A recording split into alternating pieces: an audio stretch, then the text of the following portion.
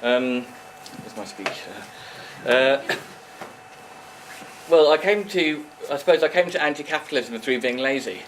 But it's been interesting to find out that I'm also a kind of a Sufi, which I didn't know before, because a lot of the ideas that in the book, which I came to through my own studies, as you've heard, fit in with Adnam's ideas and the ideas of his group. I started the Idler magazine in 1993, having been sacked from my first job, thank God, because I hated it. And right from that, even from my first kind of few weeks in this job, I realised that there was something wrong with the system, so-called. By the way, it's funny how this kind of talk, even a few years ago, people would kind of satirise you for talking about the system, but now it's quite common to talk about the system in the papers, and in capitalism as a system, because it is a system. So it's interesting how quickly things change. But for me, employment was a huge disappointment.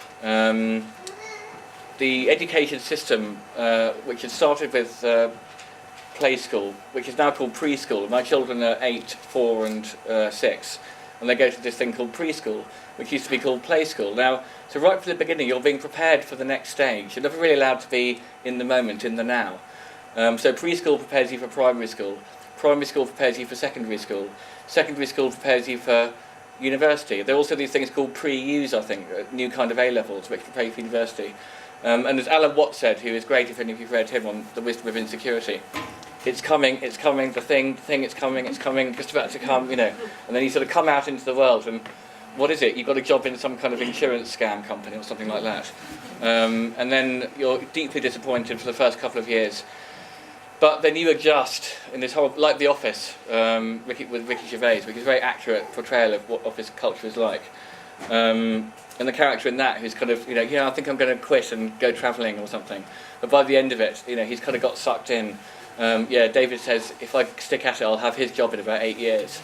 And this idea, he's only 40 and he's already driving a Porsche. And somehow, also having been at university was actually quite a free time.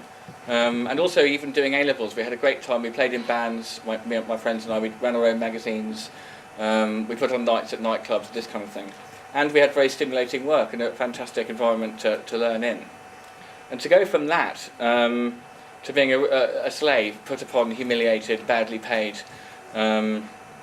is very hard. And luckily, I would just spend each day seething in the office and composing my resignation speech, hating I was a terrible employee as well. I don't think the system works very well for employers, because as soon as you're told to do something, instantly the kind of slavish resentment starts kicking in.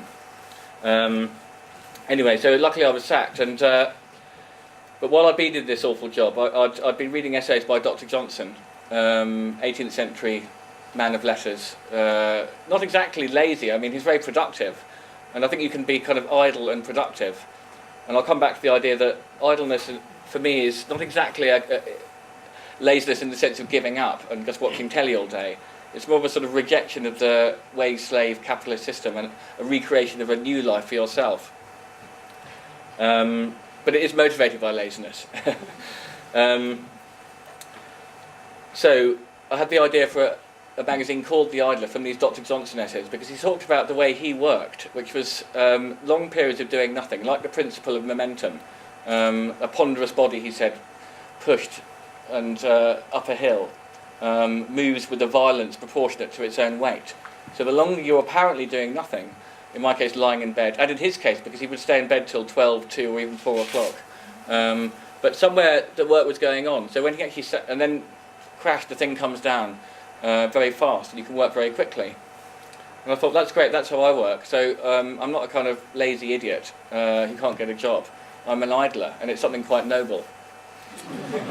And this led me into starting a magazine called The Idler, because I thought perhaps I'm not alone in finding this whole world of work hugely disappointing. And so for the last 15 years, I've gathered together articles that reflect this kind of view, and satirise or point out the shortcomings of the system that we're in, while also at the same time hopefully pointing to some alternative possibilities for us all. And a few years ago I moved out of the city, with a young family and moved to the countryside, really in order to get down to writing a book, my first book, which is called How to Be Idle. And then I really got some good reading done and went into the history of the work ethic, or the work ethic that we live with today, the industrial ethic. And my first, Henry VIII also is a great enemy of mine, and I'll come back to that, but because I went back further with the second book. But the first book, I kind of blame the Industrial Revolution for our woes. And, you know, I'd always loved the Romantic poets. William Blake is clearly the foremost critic, or one of the first critics of it, because even in the late 18th century he's warning against the dark satanic mills. In a poem like London, I wander through each chartered street, near where the chartered Thames does flow, a mark in every face I meet, marks of weakness, marks of woe. And that was written in something like 1895, or late 18th century. And the world was already being, in a sense, the process had started a long time before that, but we were having our kind of wild edges taken off. We were moving from an agrarian, more or less self-employed economy to an employed economy where we had jobs in the factories. And this process was hard won. Here I blame a kind of unholy trinity of government, Methodists and educators. Because someone like John Wesley, his mother Susanna Wesley had told him to, had introduced that line, let the child fear the rod, and let it cry softly. He got to kind of hit children and beat them and control them. The Puritan idea that you're born a sinful little creature, a vile sort of dragon. And this new idea, because, you know, we had to convert basically a sort of bloody-minded English peasantry, a kind of yeomanry. And think of someone like the Franklin in Chaucer, you know, sort of powerful, sturdy group of people. I'm probably exaggerating a little. Into a working class. And I read E.P. Thompson's book about this process, E.P. Thompson, the great historian. And he really demonstrates, or argues very convincingly, that it was a hard job. I mean, there were people writing the kind of management manuals. There was a guy called Andrew Ewer who was writing manuals for the government about, you know, how we could change people's refractory tempers and accustom them to regular habits. Because before, you know, people were more accustomed to setting their own pace. So you could combine weaving with a small holding or something like that. And you would do a bit of weaving when you felt like it, and then the guy would come round and you would sell direct to him. Now you're being taken away from that and asked to move to the cities and work a sort of a 12-hour day in the factories, women and children as well, of course. Boys were dying in these factories. And it was only a little later that the sort of Victorian philanthropic reaction caught up with some of the horrors. But it's there for all to see in, for example, Dickens. And this is the system that we're still sort of in today. But another kind of intellectual or thinking tradition I picked up on, for me, was the Catholic intellectuals of the 20s, like G.K. Chesterton, and also going back to William Morris and Ruskin, and before that William Cobbett, and before that the Romantic poets and Blake. So as soon as this thing starts, the intellectuals and the poets and the philosophers are laying into it, you know, pretty heavily.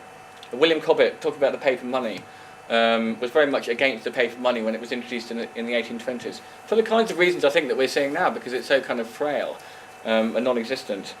Another interesting coincidence is that in the next issue of The Idler we got a long 5,000-word essay about how we should return to gold. So I was very excited when Nam Dang showed me that, you know, a real piece of gold, and we were saying this just kind of feels right. And the guy who wrote this piece says, if you have any money, which I haven't, and I haven't got any money, I haven't got any pensions or insurance or stocks or shares, very lazy in that kind of thing. But now, to me, that looks like really sensible financial planning. Because the less connected you are with this thing, then the less you're going to be worried if it collapses. I do have an account at the cooperative bank, and I'll come back to that, the idea of co-ops, because, you know, the nice ideas, the ideas of guilds and cooperation, do also keep popping up at the same time as this system kind of grinds us down.